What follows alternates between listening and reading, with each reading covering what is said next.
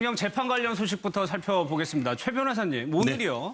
박 전 대통령 측에서 이 공판 준비기일을 연기해달라고 요청을 한 거죠? 그렇습니다. 오늘 보도에 보면은 그 법원의 그 재판 기일 연기 신청서를 연합뉴스 같은 경우는 접수했다. 또 다른 그 소식통 같은 경우에는 제출할 예정이다라고 하는데 핵심적인 내용은 지금 다음 주로 다가왔는 그 5월 2일 날 첫 변론 준비기일, 준비기일을 준비를 하는데 시간이 너무 촉박하다. 한마디로 이 피고인의 방어권 보장 취지에서 조금 더 시간을 더 달라라는 취지의 의견서를 제출했다라고 하는 것 같은데요.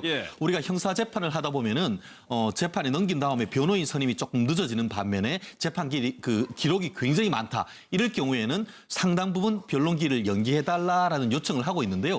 아시다시피 기록이 많은 건 사실인데 또 계속 탄핵 때부터 꾸준히 변호인들이 변론을 해왔는데 이렇게 요청하는 것을 봤을 때는 이분들이 좀 다른 의미가 있지 않느냐. 한마디로 다른 변호사를 조금 더 추가적으로 선임하려고 하는 그런 의도가 있지 않느냐. 그게 또 더불어서 아시다시피 5월 1일이라는 게 이제 대선을 바로 앞둔 시점이기 때문에 대선의 영향 이런 부분도 고려한 것이 아니냐. 다양한 해석이 나오는 상황인 것 같습니다. 두 명의 변호사는 계속 박 전 대통령하고 호흡을 해왔고 추가로 선임하기 위해서 연기해달라. 일단 이건 그렇게 볼 수도 있겠네요. 네, 추가적인 변호사 선임이 분명히 필수적인 요건이 될 겁니다. 유영하 변호사가 있긴 하지만 유영하 변호사 혼자서 이 모든 재판을 끌고 가기에는 한계가 있을 거라고 보여지고요. 그동안 이제 박근혜 전 대통령 입장에서는 주요한 로펌의 변호사들을 추가 선임하는 데 좀 애를 먹고 있다는 얘기도 나왔는데 얼마 전에 보도된 것처럼 삼성동 자택을 매각하고 내곡동 자택을 구입하지 않았습니까? 이로 인한 매매 차익이 한 35억 정도가 되는 것이 아니냐라는 추측이 나오고 있기 때문에 기존에 보유하고 있는 예금에 덧붙여 갖고서는 꽤 많은 분량의 현금을 확보했기 때문에 아마 좀 명성이 있고 재판에 유리하게 다툴 수 있는 변호사를 추가 선임할 모습이 보이지 않나 이렇게 예측되기도 합니다.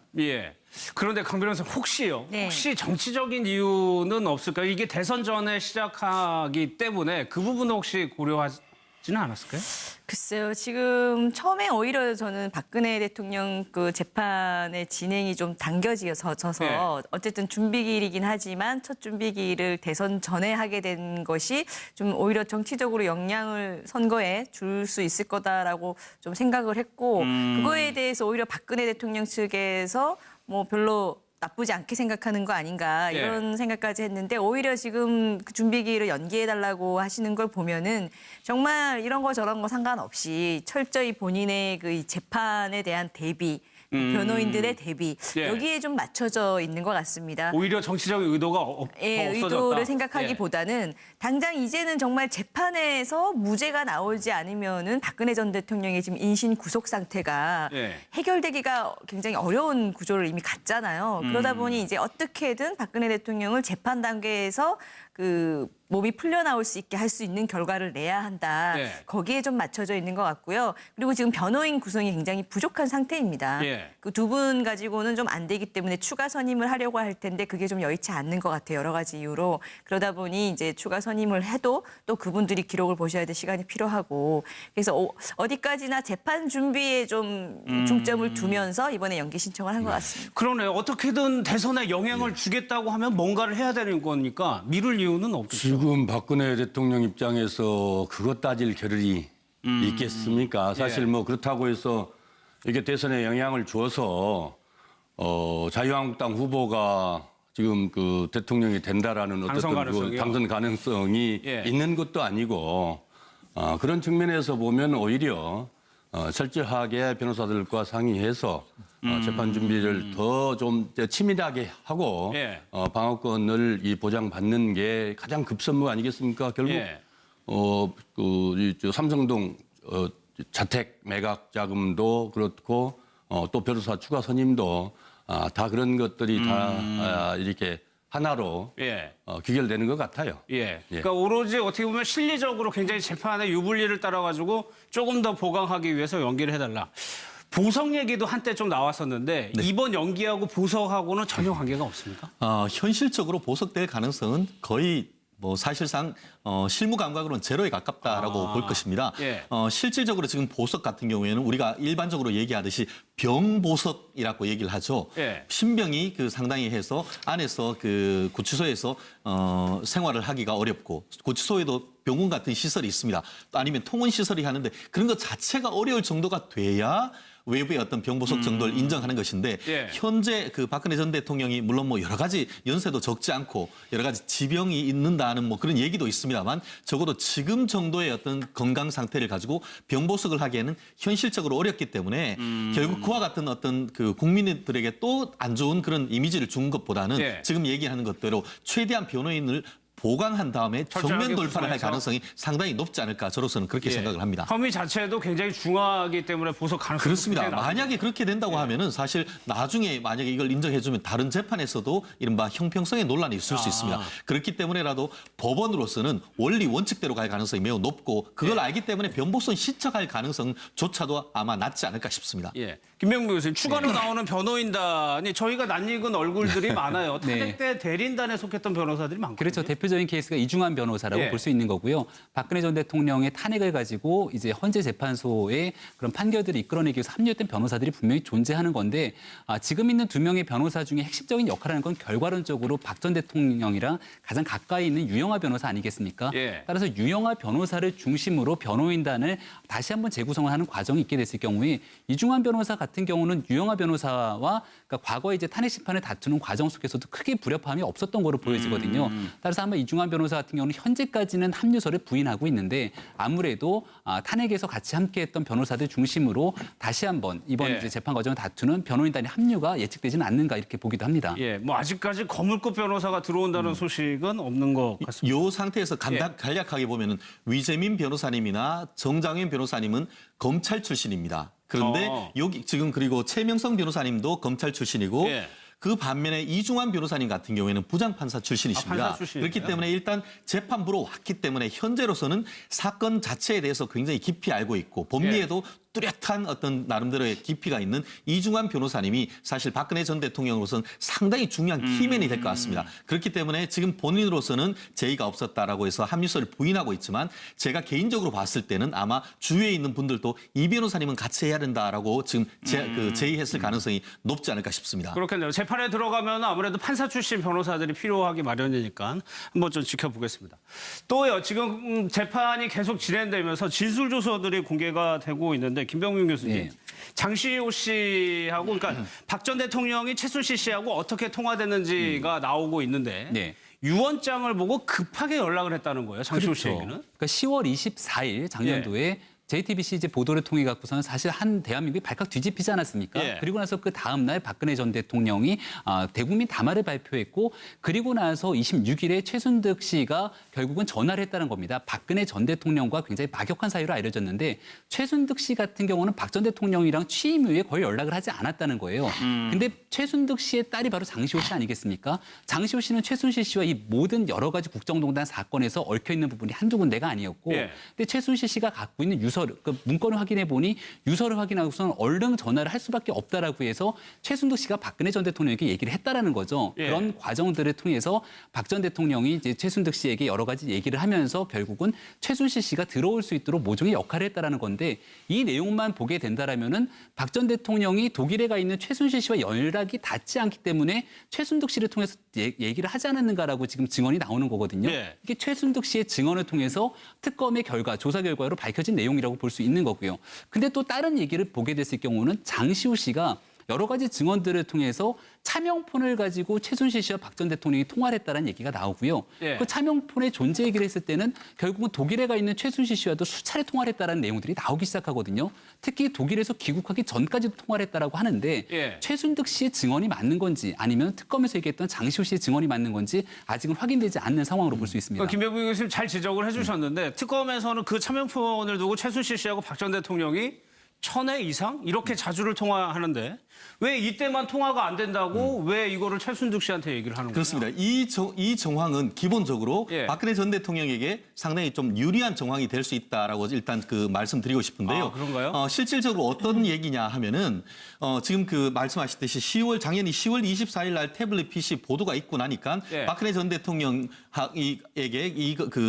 최순실 씨가 전화를 하고 그렇게 하니까 그 박근혜 전 대통령이 그 다음 날 뭐라고 했습니까?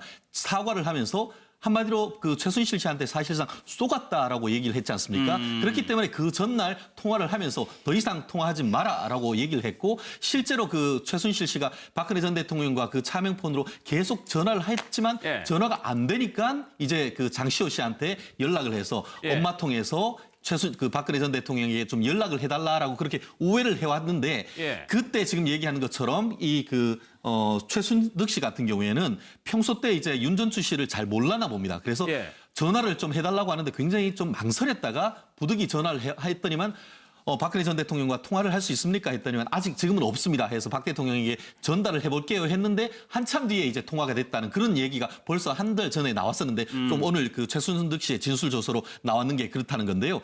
결론적으로 얘기해서 박근혜 전 대통령 입장에서는 네. 이와 같은 정황을 들어서 봐라 내가 쏘갔고 그렇게 해서 딱 아하. 끊어버리니까 예. 그렇게 해서 옆을 통해서 연락이 왔는 것이 아니냐. 그때도 얘기했는 것이 뭐냐. 한국 들어오지 말라는 것이 아니고 한국에 들어와라라고 했다. 이런 예. 식으로 어떤 얘기를 할 수가 있기 때문에 이 부분에 대해서는 앞으로 법정에서 이 맥락에 대해서 누구에게 유리한 것인지 예. 법적 다툼이 있을 가능성은 좀 있어 보입니다. 아까 이거 날짜 좀 다시 한번 볼까요? 24일 날 태블릿 PC 보도가 나왔었죠. 그날 바로 박 전 대통령이 국회 가서 개헌을 얘기한 날이란 말이에요. 이때까지는 통화를 굉장히 많이 했어요. 그러다가 이 PC 보도가 난 이후로 박 전 대통령이 어떻게 보면 통화를 거절한 거 아니냐라고 네. 해석할 수밖에 없거든요. 그런 가능성들을 지금 현재 얘기하고 있는 건데 예. 여기에 대해서 특검의 조사 결과를 증언하고 있는 게 최순득 씨 아니겠습니까? 그러니까 말 그대로 최순득 씨 같은 경우는 우리가 수차례 언론 보도를 통해서 박 전 대통령과 막역한 사이로 알려져 있는 거로 보였죠. 예. 그러니까 최순실 씨가 우리가 봤을 때는 실세라고 하지만 작년도까지만 하더라도 많은 언론들에서 사실상 최순실 씨는 행동대장에 불과하고 최순득 씨가 박 전 대통령과 뭐 동창인이 많이 이런 여러 가지 관계 속에서 핵심이다라는 얘기를 했던 거죠. 따라서 최순득 씨 같은 경우는 본인의 딸인 장시호 씨도 걸려 있고 특검의 조사를 받는 과정 속에서 결과론적으로 박 전 대통령의 통화 내용들이 아마 나온 게 아닌가 싶어요. 근데 그렇겠죠. 여기에 대해서 예. 박 전 대통령과의 관계에 대해서 최순득 씨는 부인하고 싶었던 게 아닌가라는 저는 개인적인 생각이 드는 거거든요. 따라서 내가 통화를 할 수밖에 없었던 내용들은 결과론적으로 박 전 대통령이랑 친한 사이가 아니었고 예. 대통령 취임 이후에도 한 번도 연락을 해본 적이 없다는 거지 않습니까? 예. 다만 내 딸인 장시호가 이모가 죽을 것 같다고 얘기하니까 어쩔 수 없이 전화를 걸어갔고 대통령 잘 지내시냐라고 하면서 이런 얘기가 오갔던 것이 아니냐라고 하는 장시호 씨 어머니인 최순득 씨의 일방적인 주장이기 때문에 예. 여기에 대해서는 최순실 씨가 지금 현재 조사를 받고 있기 때문에 그렇죠. 최순실 씨는 어떻게 증언하는지 좀 살펴볼 필요가 있는 것 같습니다. 예, 일단은 통화가 안 돼가지고 그렇게 들어왔다는 건데 그 대화 내용도 한번 보면은 강 변호사님 글쎄요. 이 최순득 씨는 동생이 들어오는 걸 원치 않았다는 입장인 거고 그럼에도 불구하고 박 전 대통령이 들어와야 문제가 해결이 된다라고 얘기를 했다는 주장이거든요. 네. 그래서 이때 당시에 두 분의 얘기를 들어보면은 어쨌든 최순득은 언니 입장에서 동생을 죽일 수 없습니다라고 말하는 거 보면은 최순실이 들어오지 않는 게 좋겠다라는 생각인 것 같은데 박근혜 대통령은 본인 최순실이 일단 한국으로 들어와야 문제가 들어와야 해결되지 해결이 된다. 않겠냐. 한국에 들어와야 해결됩니다. 이렇게 재차 이렇게 얘기를 하신 걸 보면 좀 그동안 이제 박근혜 대통령께서 계속 이 농단 문제가 최순실 개인의 자신의 허락도 받지 않고 한 개인의 일탈이라는 얘기를 계속 해왔던 거 아마 기억나실 겁니다. 예. 그것과 어찌 보면 맥락은 좀 상통하는 측면이 있습니다. 만약에 정말 최순실 씨가 박근혜 전 대통령 자신과 모든 게 엮여 있어서 함께 했다는 것을 박근혜 대통령도 인지를 하고 있었으면서 단순히 그것을 은폐하고 덮으려 했다. 그랬다면은 최순실 씨를 절대 들어오지 못하게 해야 막는 그때 겁니다. 조금 배경이 상식적으로. 의아스러웠었거든요. 최순실 예. 씨만 지금 한국에 들어오지 않았고 검찰에 출석하지 않았고 조사가 시작되지 않았으면 지금은 정말 전혀 다른 상황이 우리 대한민국이 펼쳐졌을 가능성도 있거든요. 예. 그런데 지금 박근혜 대통령은 최순실이 꼭 들어와야 한다라고 말씀을 하시는 걸 보면 최순실 네 문제를 네가 빨리 해결해야지 내가 편안해지지 않겠냐. 이 입장에 서 계신 것 같아요. 예. 그런 걸 보면은 두 가지 추측이 가능하죠. 한 가지는 정말 박근혜 전 대통령 말씀처럼 최순실의 모든 어떤 것에 대해서 박근혜 전 대통령께서 몰랐던 측면이 정말 있는 것 아닌가 이런 예. 생각이 들고 아니면은 본인의 여러 가지 인지 상황이나 판단 상황이 최순실하고 자신이 했던 것들은 별 문제가 안 되는 것들이고 이것이 다 결국은 최순실이 한 것으로 될 거야라는 판단의 잘못의 문제인지 이 두 가지 중에 하나가 아닐까 싶습니다. 그러니까 이때 서 의원님, 박 전 대통령은 어떻게 보면 굉장히 정무적인 판단을 할 수밖에 없는 상황이었는데 일단 최순실 씨 보고 들어와서 네가 해결을 해라라고 결정을 내렸단 말이에요. 결국 두 가지로 볼 수 있겠죠. 하나는 지금 우리 강 변호사님 지금 말씀을 하셨습니다마는 이 박근혜 대통령의 가장 큰 그 장점이기도 하고 장점인지 모르겠습니다마는 대표적인 유체이탈 화법. 예. 내가 한 일을 내가 아무 모른다. 예, 다 최순실이다. 이런 것들이 저 시기에도 이미 그렇게 이거 착각하고 있지 않았을까. 그다음 두 번째로 지금 정무적 판단이라고 했는데 결국은 당시에도 청와대에서 그러면 이 참모들과 저런 문제를 가지고 지금 의논하지 않고 결국 최순실이 와서 이 문제는 최순실이 해결하고 최순실이 한 걸로 정리할 수밖에 없다. 이런 판단들을 하지 않았을까. 그런 생각입니다. 알겠습니다. 또 운전기사의 뭐 조서도 공개가 됐는데 뭐 다양하게 소개가 됐습니다. 저는 또 주목하는 부분이 이 쇼핑백을 들고 나온 게 9월, 지난해 9월까지 들고 나왔다고 그랬거든요. 태블릿 PC 보도가 10월인데. 네.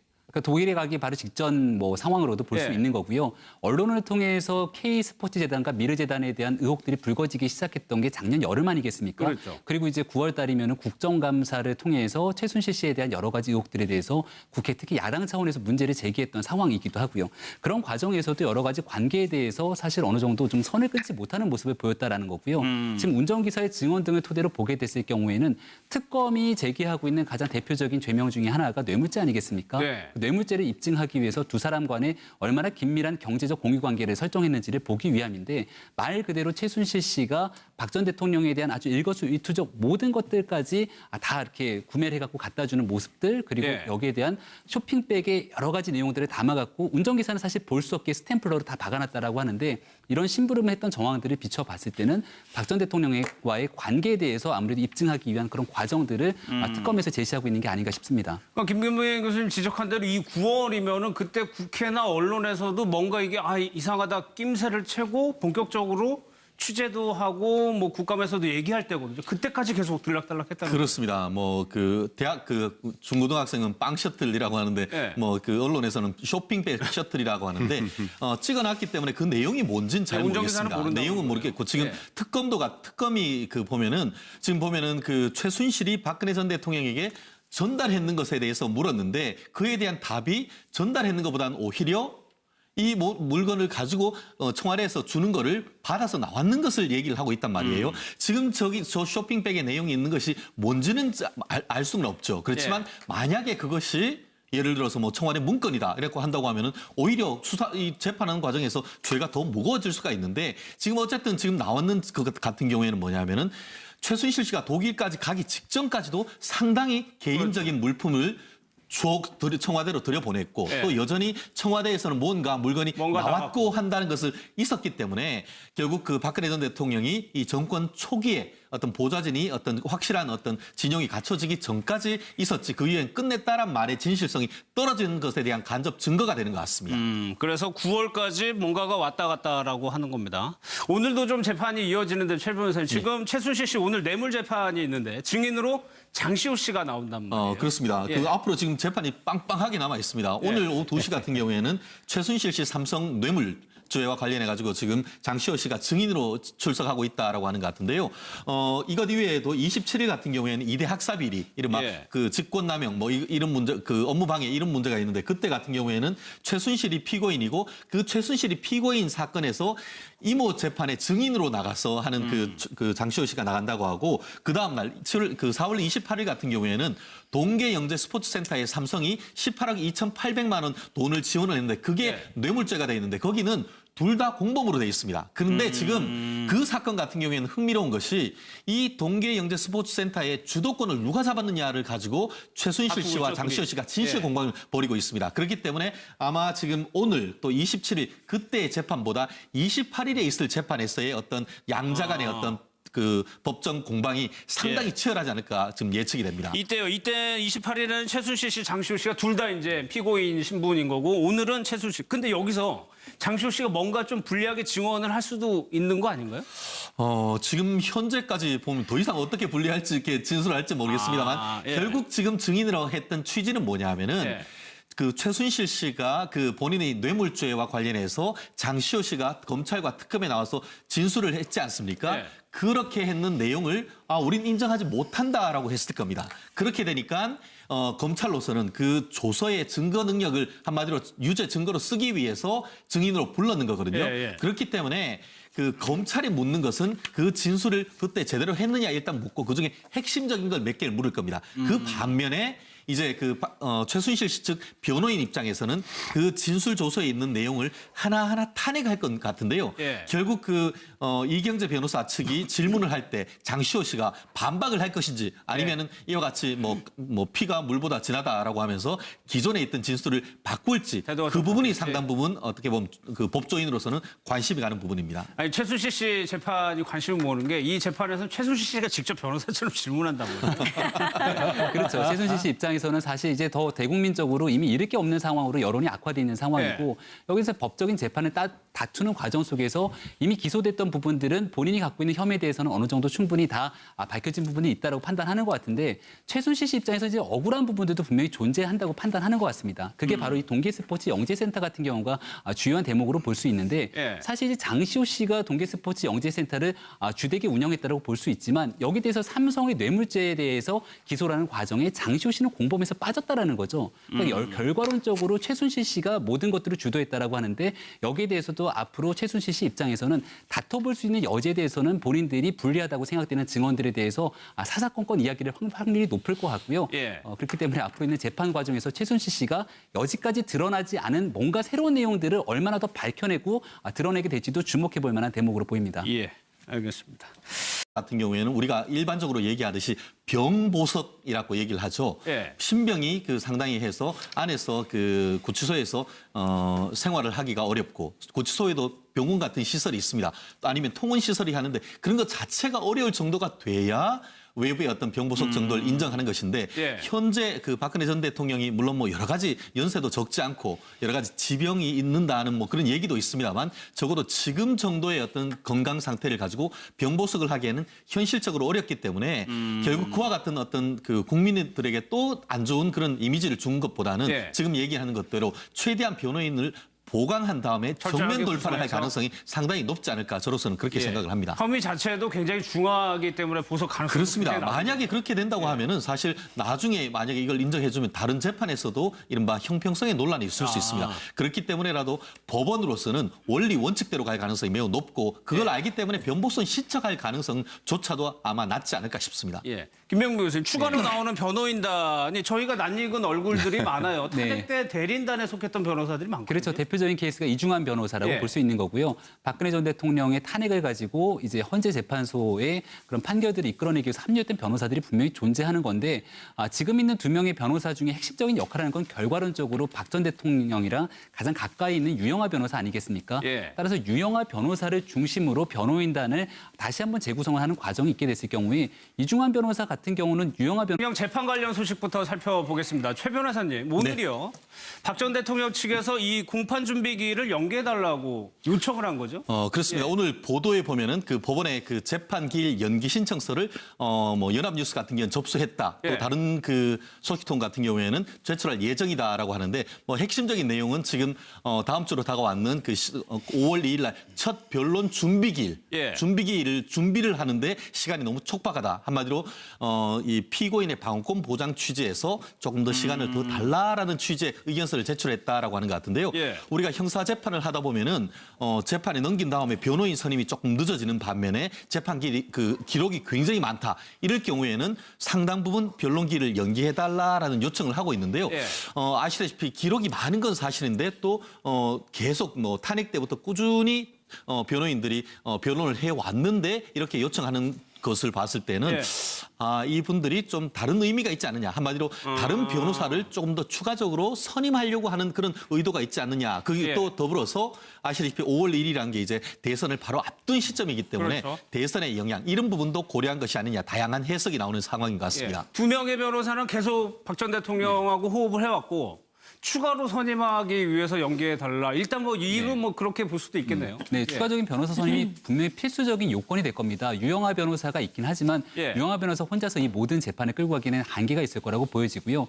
그동안 이제 박근혜 전 대통령 변호사와 그러니까 과거에 이제 탄핵 심판을 다투는 과정 속에서도 크게 불협화음이 없었던 거로 보여지거든요. 따라서 아마 이중환 변호사 같은 경우는 현재까지는 합류서를 부인하고 있는데 아무래도 탄핵에서 같이 함께했던 변호사들 중심으로 다시 한번 이번 이제 재판 과정을 다투는 변호인단이 합류가 예측되지는 않는가 이렇게 보기도 합니다. 예, 뭐 아직까지 거물급 변호사가 들어온다는 소식은 없는 것 같습니다. 이 상태에서 간략하게 보면은 위재민 변호사님이나 정장현 변호사님은 검찰 출신입니다. 그런데 여기 지금 그리고 최명성 변호사님도 검찰 출신이고 그 반면에 이중환 변호사님 같은 경우에는 부장판사 출신이십니다. 판사 출신이네요. 그렇기 때문에 일단 재판부로 왔기 때문에 현재로서는 사건 자체에 대해서 굉장히 깊이 알고 있고 법리에도 뚜렷한 어떤 나름대로의 깊이가 있는 이중환 변호사님이 사실 박근혜 전 대통령으로서는 상당히 중요한 키맨이 될 것 같습니다. 그렇기 때문에 지금 본인으로서는 제의가 없었다라고 해서 합류서를 부인하고 있지만 제가 개인적으로 봤을 때는 아마 주위에 있는 분들도 이 변호사님은 같이 해야 된다라고 지금 제의했을 가능성이 높지 않을까 싶습니다. 그렇겠네요. 재판에 들어가면 아무래도 판사 출신 변호사들이 필요하기 마련이니까 한번 좀 지켜보겠습니다. 또요, 지금 재판이 계속 진행되면서 진술조서들이 공개가 되고 있는데 김병민 교수님, 장시호 씨하고 그러니까 박 전 대통령이 최순실 씨하고 어떻게 통화됐는지가 나오고 있는데 유언장을 보고 급하게 연락을 했다는 거예요. 장시호 씨에게는. 그러니까 10월 24일 작년도에 JTBC 이제 보도를 통해 갖고서는 사실 한 대한민국이 발칵 뒤집히지 않았습니까? 그리고 나서 그 다음 날 박근혜 전 대통령이 내야 한다. 거기에 좀 맞춰져 있는 것 같고요. 그리고 지금 변호인 구성이 굉장히 부족한 상태입니다. 그 두 분 가지고는 좀 안 되기 때문에 추가 선임을 하려고 할 텐데 그게 좀 여의치 않는 것 같아요. 여러 가지 이유로. 그러다 보니 이제 추가 선임을 해도 또 그분들이 기록을 보셔야 될 시간이 필요하고 그래서 어디까지나 재판 준비에 좀 중점을 두면서 이번에 연기 신청을 한 것 같습니다. 그러네요. 어떻게든 대선에 영향을 주겠다고 하면 뭔가를 해야 되는 거니까 미룰 이유는 없겠죠. 지금 박근혜 대통령 입장에서 그것 따질 겨를이 있겠습니까? 사실 뭐 그렇다고 해서 이게 대선에 영향을 주어서 자유한국당 후보가 지금 그 대통령이 된다라는 어떤 그 당선 가능성이 있는 것도 아니고 그런 측면에서 보면 오히려 철저하게 변호사들과 상의해서 재판 준비를 더 좀 치밀하게 하고 방어권을 이 보장받는 게 가장 급선무 아니겠습니까? 결국 그 삼성동 자택 매각 자금도 그렇고 또 변호사 추가 선임도 다 그런 것들이 다 이렇게 하나로 귀결되는 것 같아요. 그러니까 오로지 어떻게 보면 실리적으로 굉장히 재판의 유불리를 따라가지고 조금 더 보강하기 위해서 연기를 해달라. 보석 얘기도 한때 좀 나왔었는데 이번 연기하고 보석하고는 전혀 관계가 없습니까? 현실적으로 보석될 가능성은 거의 뭐 사실상 실무 감각으로는 제로에 가깝다라고 볼 것입니다. 실질적으로 지금 보석 입장에서는 주요한 로펌의 변호사들을 추가 선임하는 데 좀 애를 먹고 있다는 얘기도 나왔는데 얼마 전에 보도된 것처럼 삼성동 자택을 매각하고 내곡동 자택을 구입하지 않았습니까? 이로 인한 매매 차익이 한 35억 정도가 되는 것이 아니냐라는 추측이 나오고 있기 때문에 기존에 보유하고 있는 예금에 덧붙여 갖고서는 꽤 많은 분량의 현금을 확보했기 때문에 아마 좀 명성이 있고 재판을 유리하게 다툴 수 있는 변호사를 추가 선임할 모습이 보이지 않나 이렇게 예측되기도 합니다. 그런데 강 변호사 혹시요? 혹시 정치적인 이유는 없을까요? 이게 대선 전에 시작하기 때문에 그 부분은 혹시 고려하지는 않았을까요? 글쎄요. 지금 처음에 오히려 저는 박근혜 대통령 그 재판의 진행이 좀 당겨져서 어쨌든 준비기일이긴 하지만 첫 준비기일을 대선 전에 하게 된 것이 좀 오히려 정치적으로 영향을 선거에 줄 수 있을 거다라고 좀 생각을 했고 그거에 대해서 오히려 박근혜 대통령 측에서 뭐 별로 나쁘지 않게 생각하는 거 아닌가 이런 생각까지 했는데 오히려 지금 그 준비기일을 연기해달라고 하시는 걸 보면은 정말 이런 거 저런 거 상관없이 철저히 본인의 그 이 재판에 대한 대비 변호인들의 대비 예. 여기에 좀 맞춰져 있는 것 같습니다. 오히려 정치적인 의도가 예, 더 없어졌다. 의도를 생각하기보다는 당장 이제는 정말 재판에서 무죄가 나오지 않으면은 박근혜 전 대통령의 지금 인신 구속 상태가 예. 해결되기가 굉장히 어려운 구조를 이미 갔잖아요. 그러다 보니 이제 어떻게든 박근혜 대통령을 재판 단계에서 그 몸이 풀려 나올 수 있게 할 수 있는 결과를